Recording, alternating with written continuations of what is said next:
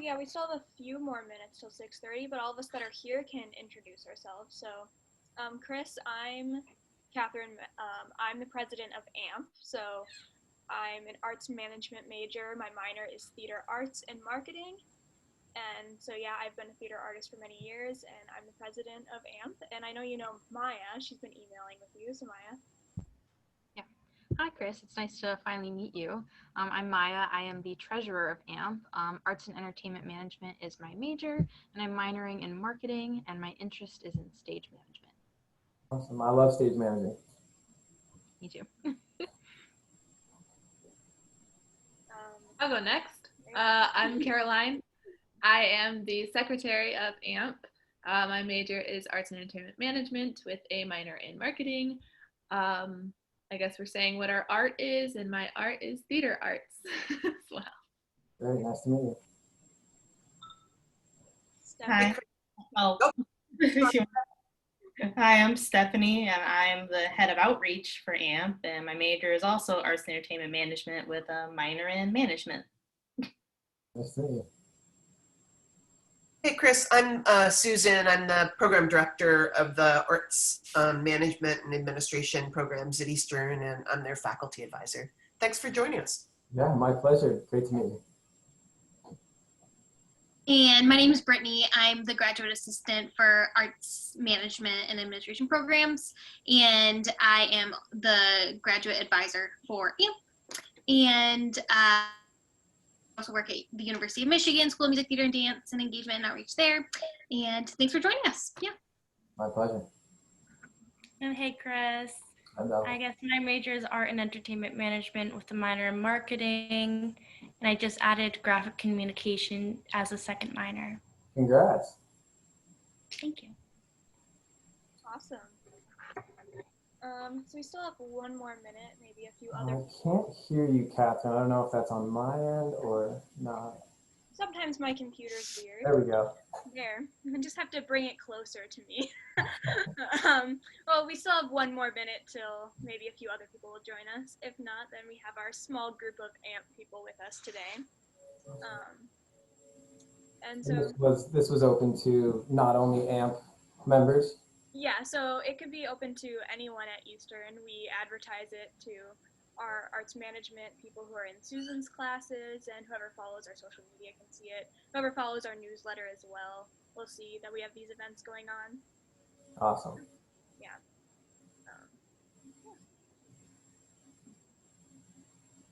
And so Maya will be mostly the one running, like asking you the questions tonight, and then we'll open it up at the end as well for anyone who's here who has questions for you. Sure. Yeah, so it is 6:30, so I guess we can just jump right in. If you wanted to start with giving like a bio, just, where you went to school, how you got to MASS MoCA, that kind of path and things like that. Sure, yeah. So I attended Massachusetts College of Liberal Arts here in North Adams, Massachusetts. I was also an arts management major, and I had a minor in music because I'm a musician, I'm a drummer, so I wanted to be able to play in our jazz band and, with some of our theater productions, play in the pit band. So it was, a great combination. I had a great time at MCLA, and once I got to be a junior, it was time to think about internships. So my first internship was with we have a 3-day music festival every September, except for this past September, called Fresh Grass Music Festival. It's a bluegrass and roots music festival. And so I was the coordinator for the campground. So I did some work in the box office, a few days a week, doing ticket sales and all that, but pretty much everything to do with coordinating the campground, from designing it, the layout, helping people purchase their slots in the campground, designing different campground activities, and the whole registration process, upon arrival. So it was a really cool opportunity, and I'm a big fan of music in general, but music festivals specifically. I attend music festivals. I love to work them. So it was a great kind of first step into the world of MASS MoCA. Once that was completed, I then went on to take up another internship with the same advisor, still through the box office department. And that was for our 3-day music festival in June called Solid Sound. And now that's the band Wilco. It's their music festival that they host at our grounds. And it was another, again, box office internship, a lot of ticket sales, a lot of reporting with, we worked with a third-party ticket sales organization called Frontgate. And so a lot of communication with them. And then the weekend of the festival, I was right out front at our outdoor box office doing ticket sales and getting people checked in. So it was great. You know, I kind of learned from those two internships that I really don't love box office work. But it was, again, a really great introduction to the world of MASS MoCA, and it helped me get further opportunities. Once that ended in June of, what was that, 2015, I believe, I took on a third internship at MASS MoCA with the Performing Arts Administration Department. I was sort of an artist services intern. So through our Performing Arts series, you know, we get artists who come in, they need to be picked up from the train station, from the airport, they need to be brought to their housing, they need to get set up on campus with their green room, have all their, you know, everything on their rider accounted for. So really hands-on with our artists, got to meet a lot of really cool artists, and even, you know, worked on designing their, I guess what we call a show book, you know, so like writing up the description of the show and a little bit of a bio for the artists. So a lot of hands-on work, one-on-one with our artists, and it was a really great experience. So after those 3 internships, I went into my senior year at MCLA and had one last little sort of a pseudo internship. It was an ambassadorship with our marketing department, and what I did was basically once a month or so, I would set up in our campus center and do some tabling, and I would try to market shows that we thought would be really interesting to a college student body. So, you know, everything from dance parties to, you know, different more, you know, high energy shows. So that was great. It was like a 1-credit thing, and it was super cool. Finished up my senior year and was offered an overhire position for our Performing Arts production department. Now, working on stage is really what I love to do. So it was a great opportunity. I knew it wasn't going to be permanent because it was an overhired position for the summer months, but being able to work as a stagehand with our production crew, putting on the shows that people come to see was just, you know, one of the best things that could have happened to me right after college. So that actually ended up going a little further past the summer. It went into the fall and even into some of the winter months. And once that fizzled out, our art fabrication department for the visual arts, they caught wind of the fact that I needed work. I had some of the applicable skills. So I jumped on with their team January 2017 and ended up working on a lot of the exhibitions in our building 6, which is our new expansion that opened in, let's see, I think it was June 2017, if I'm not mistaken. So got to do all of the lighting for our James Turrell exhibition, got to install a huge mural by Joe Wardwell, you know, a lot of really cool exhibitions that I got to work on. And, you know, working in art fabrication was something I never really thought I would do.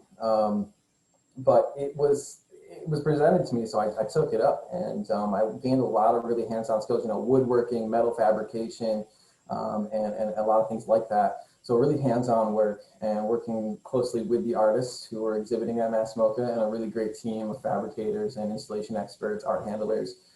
So that was a really cool experience that, again, I really never thought that I would be doing that kind of work. For a while, I then was sort of split between production and art fab. You know, that summer's our busiest time for production, for performing arts. So, you know, weekends I'd work with our production team, putting on shows, you know, Thursday through Saturday, and then I would do sort of like a Tuesday through Wednesday model with art fab, and we kind of split my time. So it worked out really well for all parties involved. And that went on for quite a while. It wasn't until 2018, January of 2018, when I began working as a production coordinator for our special events department. So that's, you know, weddings, birthday parties, you know, cocktail parties, corporate meetings, you know, meeting space rentals, things like that. So I started to develop a rentals program in-house. We didn't have really a rentals program built in-house for our special events. So that's everything from tables and chairs to pipe and drape, staging, lighting, audio and video support, you know, things like that. We have to sort of a third-party vendor. You know, you can use what we have here. So it was great. I became the in-house lighting designer for weddings. I did some custom work for a wedding in 2018 that really sort of was one of my first, you know, big endeavors into doing that sort of custom fabrication for lighting design. And luckily that piece was well received, and a lot of folks moving forward who booked weddings with us wanted to use those designs. We were able to keep those in motion. So it was a really great experience kind of building that rentals business out from the ground up, and working in collaboration with our manager of special events. We're just a two-person team, and we got a lot done and put on a lot of weddings and parties and different meetings and workshops, things like that for various different community, businesses in our community. So that went on until just this past February.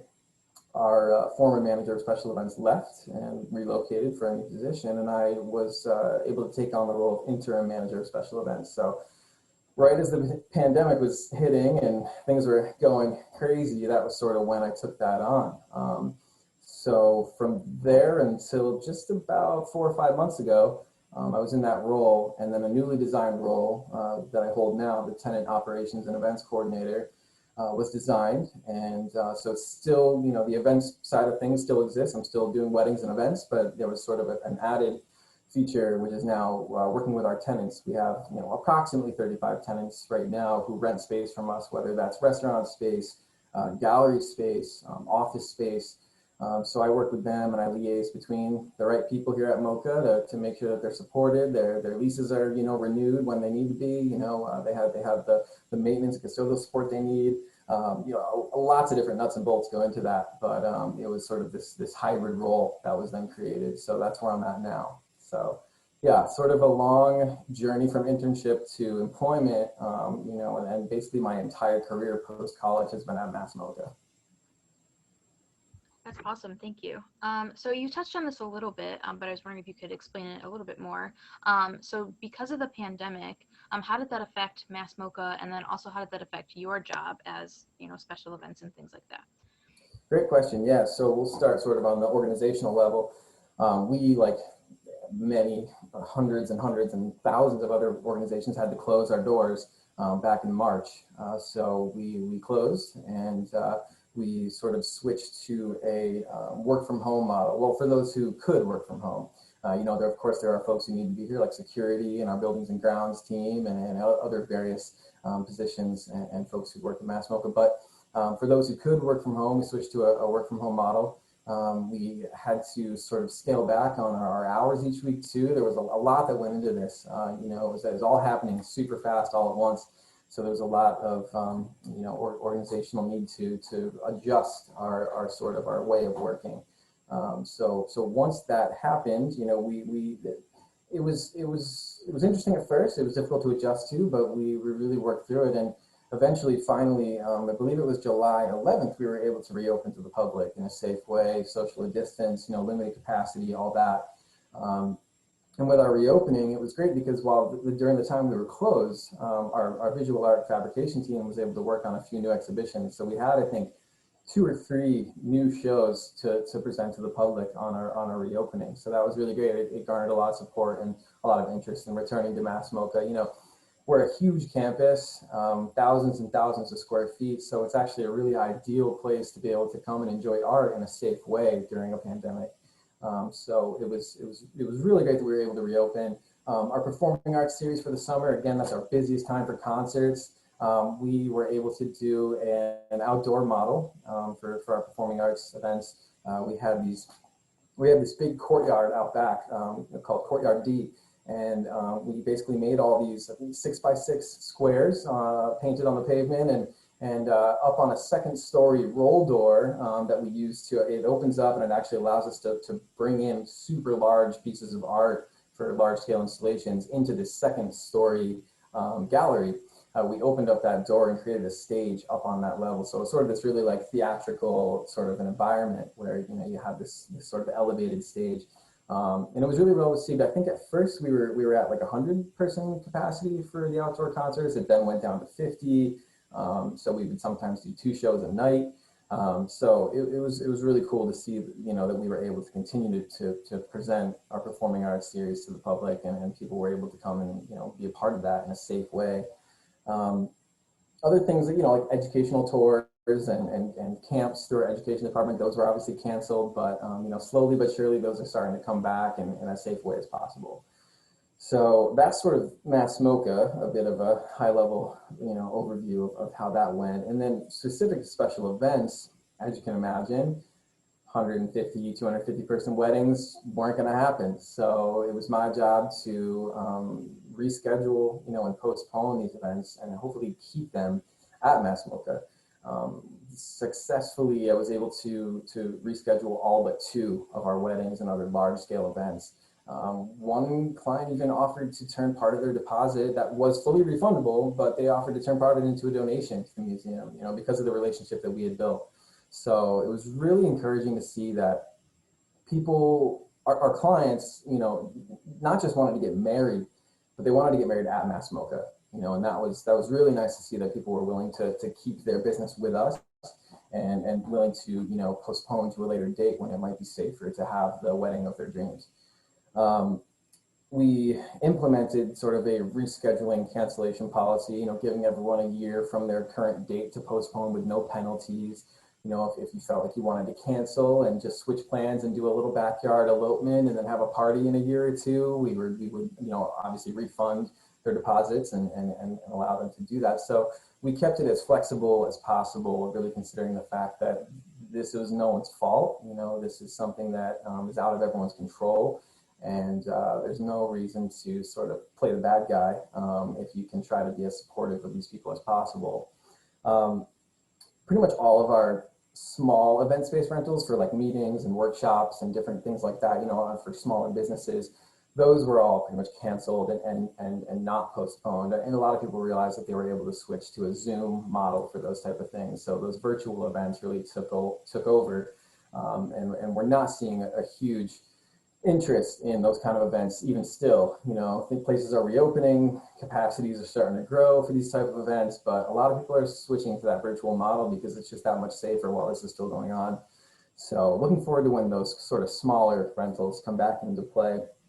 A lot of increased interest in 2021 and 2022 bookings started to happen, towards the end of 2020. We started to see people who were saying, okay, well, all these folks from 2020 are going to postpone to 2021. And then eventually those dates might have to postpone again. So let's plan ahead. Let's look at 2022. Let's really plan out, So we got a lot of inquiries for later bookings, and that was really encouraging as well. I created a couple of new models for weddings. So a popular thing right now is micro weddings, about 25 people or less, really scaled down. No dance floor because they're not allowed in Massachusetts right now. No in-person bar, but still able to have that feeling of a wedding just in a more intimate way. So we're getting a lot of interest in those type of events, as well as elopements too. It's just like you and your partner, your photographer, and your officiant, and myself as the venue coordinator. It's like those 5 people. That's it. You get married, and then you have a photo session, and it's a super scaled back version of a wedding. So we're doing a lot more things like that, and it's been something that's, again, gaining a lot of interest, and I think a lot of people are trying to switch to a safer, smaller model for weddings. Let's see, we also increased our marketing efforts a lot because we knew that this would hit us pretty hard. So we started to develop a bit more of a more cohesive marketing campaign for weddings and events, specifically catered to smaller micro weddings and elopements, but also, letting people know that we are still booking out further into 2022 and beyond. So you can still start to plan the wedding of your dreams if you're willing to wait a while. And that really helped. I'm getting inquiries every week, all day, and folks are really excited to be able to have their wedding at MASS MoCA. So it's really encouraging, despite what's going on right now. And despite how this has impacted my industry, folks are looking towards the future as sort of the light at the end of the tunnel. And I think that's really special. So that's great. About how many, since July 11th, about how many events have you done since between now and then? That's a great question. Not many. I've probably done under 10. We had like a small award ceremony for 12 people, all 6 feet apart in one of our largest venues.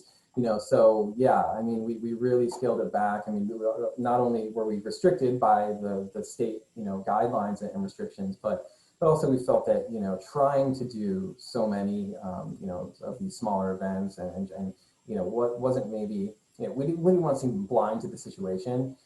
So really thinking about patience and trying to look ahead was a big strategy, and over the past 6 to 8 months or whatever it is.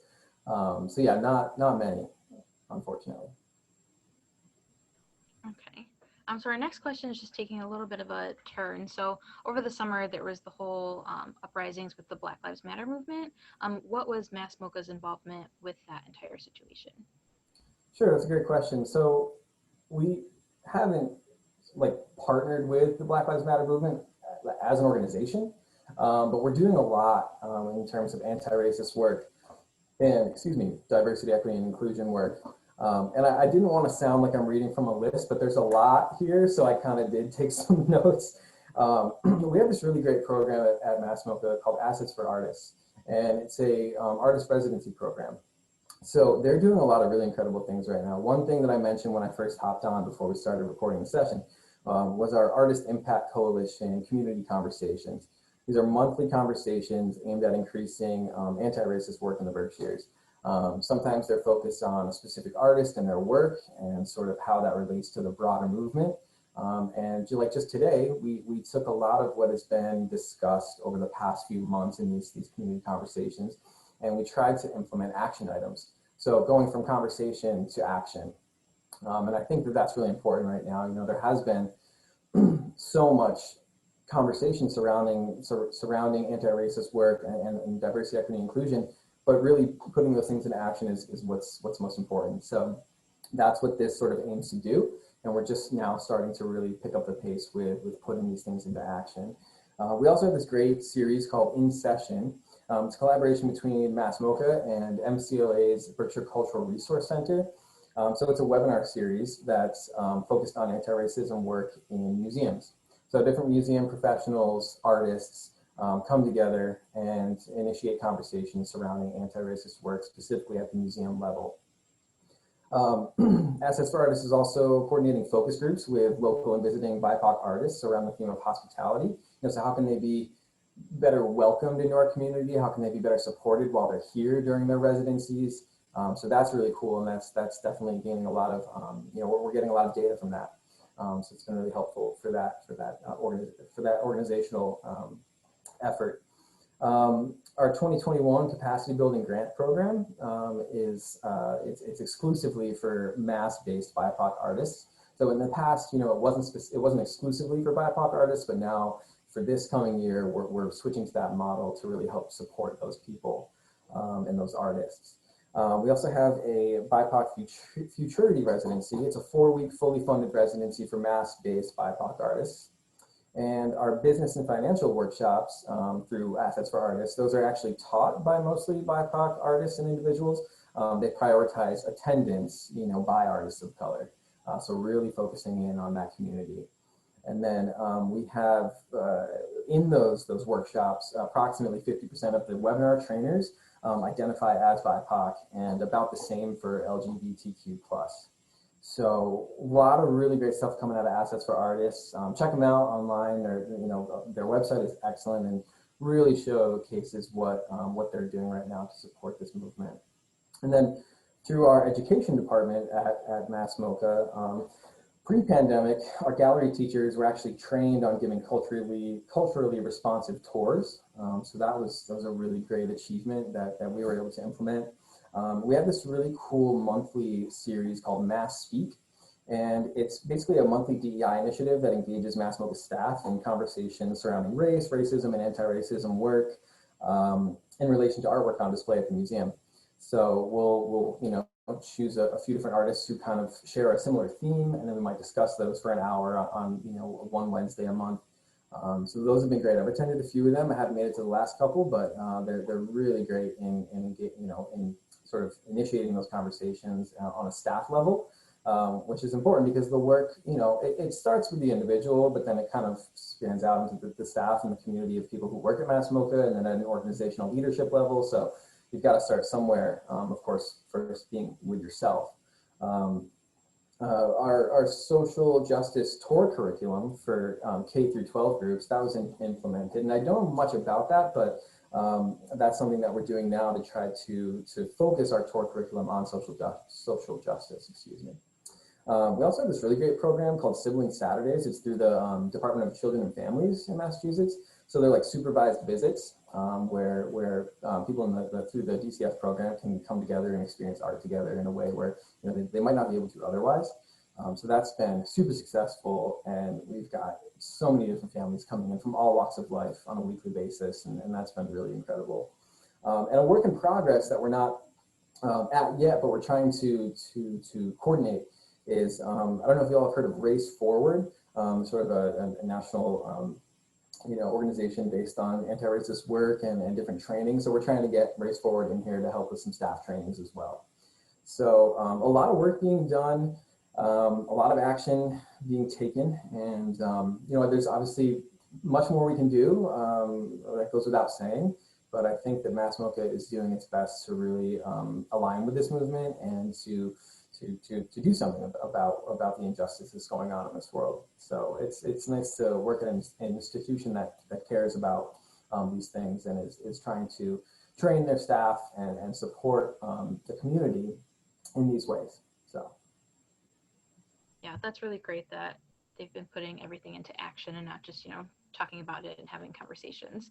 Yeah, so conversation. Oh, sorry. No, go ahead. I was just going to say conversation can only go so far, so really putting things into action is what's going to make change. Exactly. So our last question is, any advice that you have for people getting into this industry? It's a great question. This went by fast. Oh my God. Yeah, so definitely, I think based on my own experience, I would have to say, take on one or more, if possible, internships while you're in school. You have a lot of resources at your college that can help you get these internships. It's still possible after college, but it's a little harder to do. You don't have as much support and resources. So I would say definitely try to go above and beyond and do one, maybe two, maybe three internships that might help steer you in the right direction. And be willing to try new things, because knowing what you don't want to do is just as important as knowing what you want to do. So like for me, for example, I realized that I don't love working in the box office. It's kind of just something that I realized that I didn't love. But with that said, this past year, when we reopened, I was asked to help out with the box office a couple days a week, and I did, because I love that team. I love the folks who work in that team, and my role as sort of I was kind of the first face you saw. As I was greeting you, I was scanning your tickets, I was asking you if you're complying with our travel advisory, if you've been in contact with anyone with COVID, really being that person that makes sure that, okay, you're about to walk through our doors, should you be walking through our doors? But again, yeah, just trying new things. I think that the opportunities that presented themselves to me from my first internship up until now, some of them, like I said, I never imagined I'd be installing these huge art installations and fabricating them, but there I was doing it, and I realized that I loved it. So try new things, and don't be afraid to say yes to something that you're not sure you're going to love, because what's the harm in trying, I guess is what I'm trying to say. Maintaining connections with your former advisors, supervisors, fellow interns, and maybe colleagues if it's a job, not an internship. The networking is everything. Of course, yes, your skills are everything too, but you really want to maintain those connections, because moving forward, those people you've worked with in the past, the people who have supported you, worked alongside you, people you've worked for, they might have, some great connections in the industry that you're trying to get into. So making sure that you're reaching out a few times a year to say, hey, what's up? How's it going? What's new? Do you have any job opportunities that you could pass along? Those kind of relationships, maintaining them is huge, because you can go out and job search, and you can go out and try to seek out opportunities, but it helps to know people. So keeping up with those connections is key. I'd say that being, a lot of jobs, internships too, they have a job description. It's expected that you're going to do what's in that job description, but there's also usually a lot of you what do you want to get out of it? What it is that you are trying to learn, skills you're trying to grow. And so maybe you're applying for a position that has to do with arts marketing, but you're really interested in learning about development as well and fundraising and how those two things talk to one another. So maybe there's a way in which you could schedule weekly meetings with the development team and, sort of implement that into what you do related to your job title. So I'd say trying to be open to trying to go after what it is you want to get out of that job, whether it's in the description or not. I think that's key. There's definitely been plenty of times where I've said, I got a quiet week. Like, what's up with Art Fab? Do you need help installing the new show in Building 5? Yeah, sure. Come and help us for a few days a week. So, allowing yourself to try to be flexible in that way, and then also hoping that your institution can also help you be flexible in that kind of way. I'm actually not great at this. Keep your resume, LinkedIn, any other professional, profiles, any other professional examples of what you've done, things you can share with future potential employees. Keep those updated on a regular basis. I was just thinking about this today, and I was like, I haven't touched mine in probably about a year. So it's about time I get in there and do that. But yeah, that's going to be huge because you never know. I mean, you could be, knee deep in work one day. It's after dinner. You're online. Someone posts a job opportunity on your Facebook feed, and you're like, oh my God, that's exactly what I want to do. I should apply right now. Oh crap, my resume is squat. So keep that up, and make sure that that's something that you're paying attention to. And I don't know, most importantly, just have fun with what you're doing. I mean, not everything you're going to do, professionally is going to be fun, but if you're not having fun on a pretty frequent basis, that should tell you something. So maybe it's time to switch gears. So yeah, I mean, I'm the kind of guy who loves to have fun no matter what I'm doing. So I would say that's something I try to keep at the forefront of my mind. When things get tough and work gets overwhelming, you got to think about all the fun you have doing it as well. So that's my spiel. Great, thank you. And then Susan also reminded me, we wanted to open it up to if anyone else had any questions. I know Susan had one.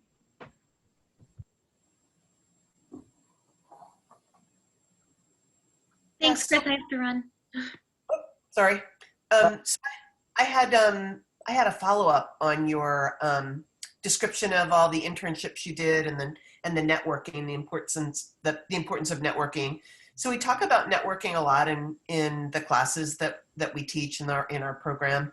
But I was hoping you might be able to maybe tell us, describe a situation that networking led to another step in your career, another job opportunity. If you could maybe think about describing specifically, somebody that you knew that led you to another job at MASS MoCA. I just would love to see that unfold a little bit more. Sure, yeah. So this is kind of a fun story. Before I even got my first internship, before I even considered an internship at MASS MoCA, I actually met my internship advisor at a party.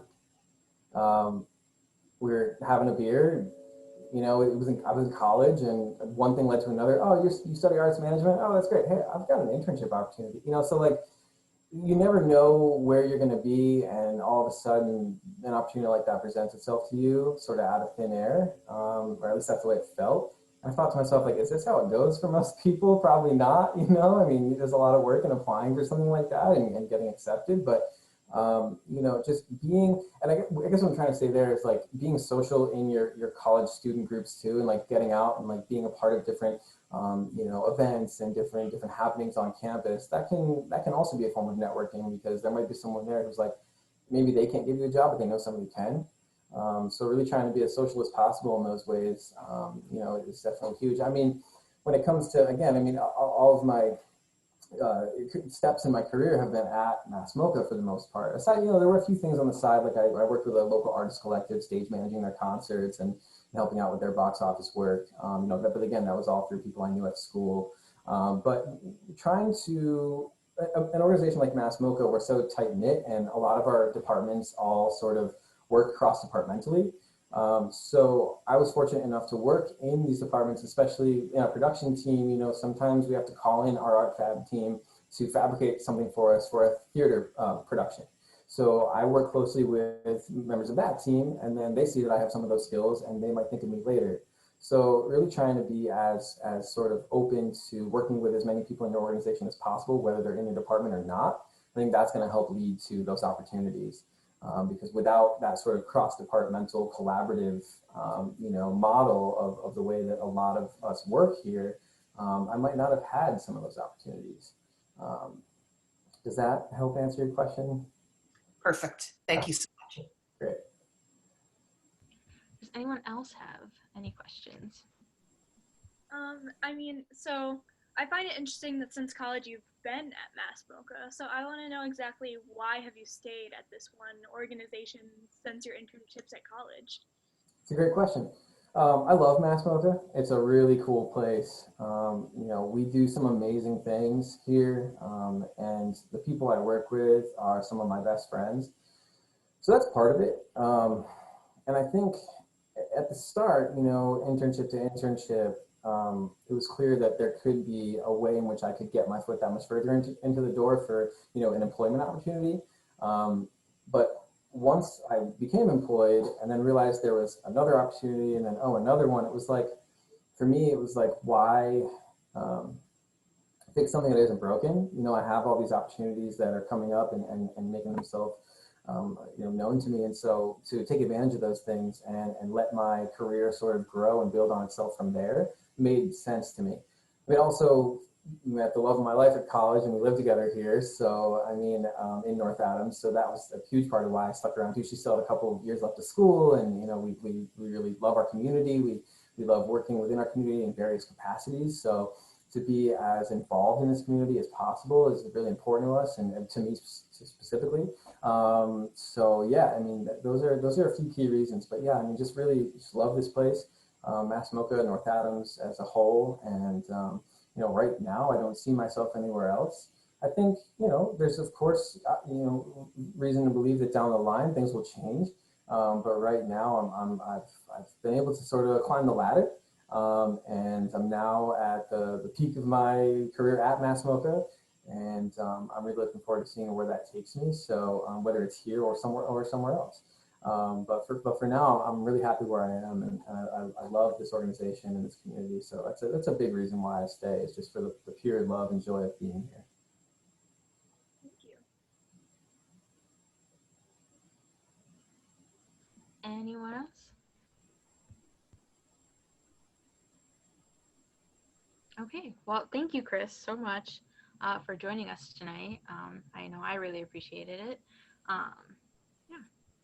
My pleasure. Yeah, thanks for having me. It was, when you contacted me, I was thrilled, and I hope this is helpful, and I hope that you get to share this with some of your other classmates and fellow college homies out there, and I hope that they can learn something from it too. So and feel free to reach out. Maya has my email address. If you guys have any follow-up questions you couldn't think of today, I'm definitely available by email. And if you have any questions about how to get into this industry, a little more specific to that, I'm happy to answer those types of questions as well. So thank you for having me. It was really great to talk to you all, and y'all had some great questions. Chris, I thought of one more question for you. Please, yeah. Are you looking for any interns? Am I looking for interns? Me specifically, no. We just hired our first round of first group of interns since COVID. So our internship program was squashed when COVID hit. So we just got our first batch of interns. They're actually all MCLA students, which is really cool. Usually we get people from all over, but I think just keeping it to a more regional, local sort of a model was what was going to be safest. So right now in this semester, no, but summer's coming. Our summer internship program is really big, and usually I believe kind of doubles in size of the amount of interns we have.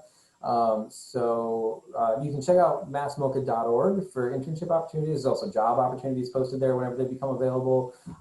So that would be a great resource. Yeah, if you have any students that are looking for internships out this way, definitely send them to massmoca.org, or they could contact me directly and I could see if I could point them in the right direction. Great, thank you. Yeah, thank you. Well, have a good rest of your night, Chris. Thank you. You guys too. And I'm here others that come up after this. So thanks for having me. Thank you, Chris. All right. Bye, guys.